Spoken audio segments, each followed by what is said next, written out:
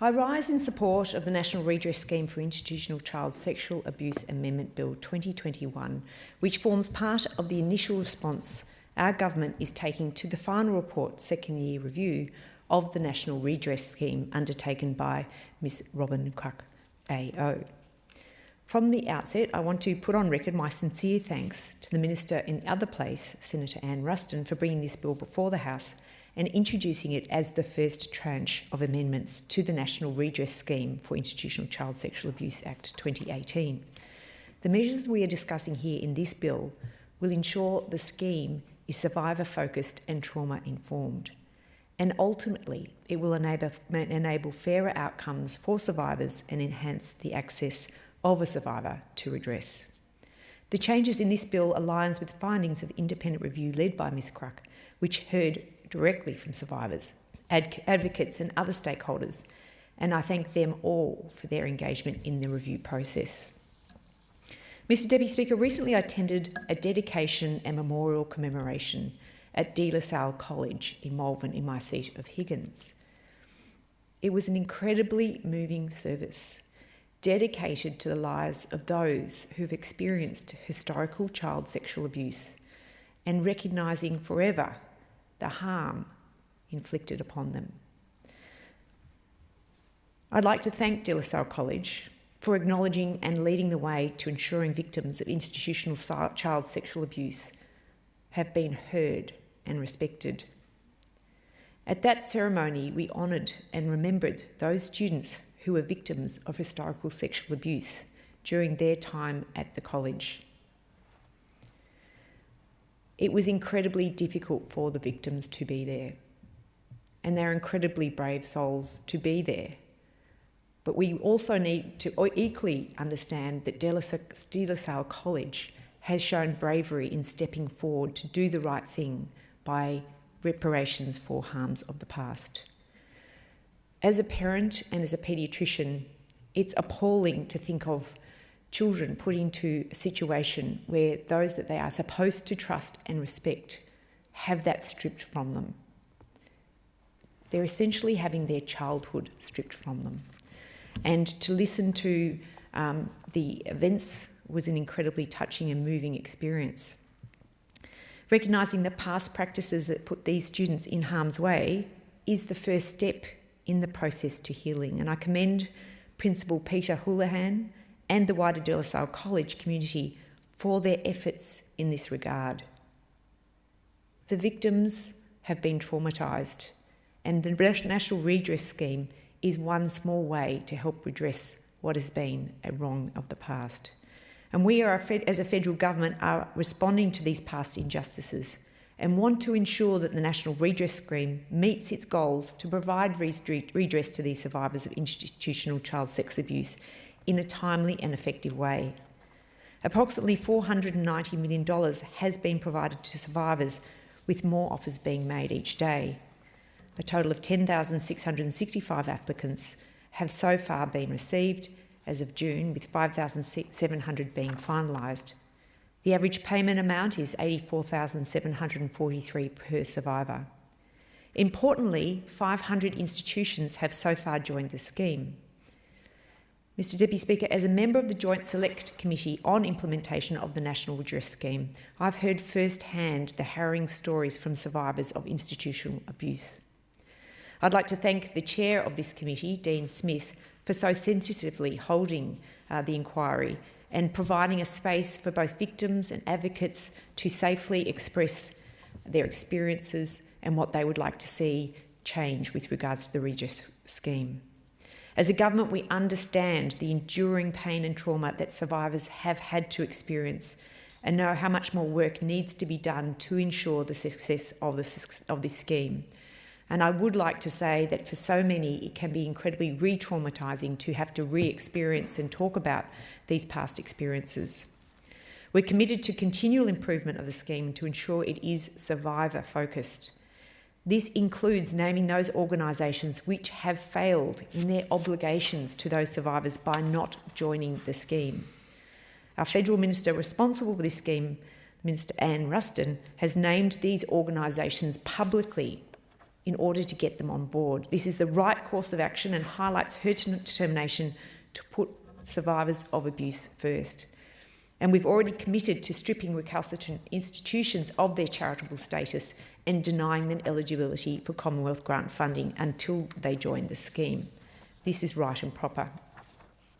Mr Deputy Speaker, the Redress scheme was established in 2018 in response to the Royal Commission and has fulfilled a promise to survivors seeking redress for the wrongs committed against them historically, a shameful blight on the history of our country. We're committed to redress for survivors and improving the scheme over the 10-year lifespan of it, as evidenced in this bill and the measures we're introducing to improve it. The bill gives effect to several key recommendations that are straightforward to implement from the second-year review that have universal agreement from state and territory governments. So these are changes that will happen very swiftly. I would also like to thank those governments of all political persuasions for working so well together to see this scheme implemented and continually improved for survivors. The review made 38 recommendations to increase access to redress and to improve the scheme's operation. And the government is prioritising initial action on 25 of these recommendations, either in full or in part, and is importantly investing over $80 million over 4 years in this most recent budget to support implementation of these recommendations. The government plans to produce a final response to the review in early 2022, following further consultation with stakeholders, institutions, survivors and governments of state and territory denominations before final decisions are made. Mr Deputy Speaker, there are a number of amendments contained in this bill, and I'd like to point out a couple of ones that I think are incredibly important. The first is the $10,000 advance payment for applicants who are elderly or terminally ill. And certainly in our Redress Committee, we did hear of those who were finding it difficult at the end of their life to access the Redress scheme. So I'm very pleased that through engagement with survivors and stakeholders, it's become apparent that this is an important thing to redress. We know that the nature of institutional child sex abuse means that survivors may not come forward to seek redress for some time. I know this as someone very close to me who grew up in the UK.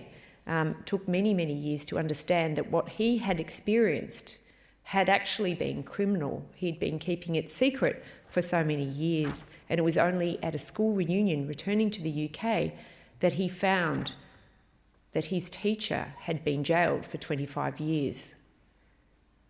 The shock for that person was enormous. To know that he was carrying an experience that had not been redressed, had not been acknowledged, was extraordinary. So it is important that we recognise that these childhood traumas can take decades to come to the surface. And it only seems fair to introduce amendments that provide advance payment of $10,000 possible, which will provide applicants with a form of recognition of their abuse early in their application process while they wait for the redress scheme outcome. Another key change to this bill that was identified is to the way indexation is applied to a survivor's payment. Currently, indexation on a relevant prior payment is calculated from when the prior payment was made until the date a determination on the application is made.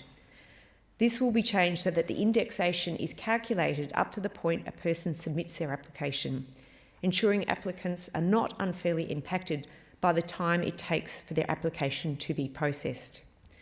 This processing time is obviously varied for each applicant, so this change will apply to both future and past applicants, acknowledging the need to ensure no survivor is disadvantaged. Importantly, this measure is being covered by the Commonwealth Government, meaning no change to institutions' liability. Flexibility will be introduced to the scheme to ensure a survivor can extend the period they have to consider whether or not to accept an offer or seek a review. Mr Deputy Speaker, removing the requirement for applications to include a statutory declaration will also make it easier for survivors to apply for redress. This is another key feature of this bill and will ensure survivors will no longer be required to submit a statutory declaration, which can be difficult to obtain for some elderly or vulnerable people, particularly as we are in rolling lockdowns in my home state of Victoria at the moment, and moving about and getting this extra documentation is particularly onerous, and which many survivors question when they are undertaking this. This measure is consistent with other social security payments which do not require applicants to complete a stat dec and brings a level of uniformity. Consequences will still be in place for people who provide false or misleading information, and I think this approach is a sensible one. The other key change I mentioned would be on the flexibility of payments and providing survivors choice to receive their redress payment in instalments rather than a lump sum.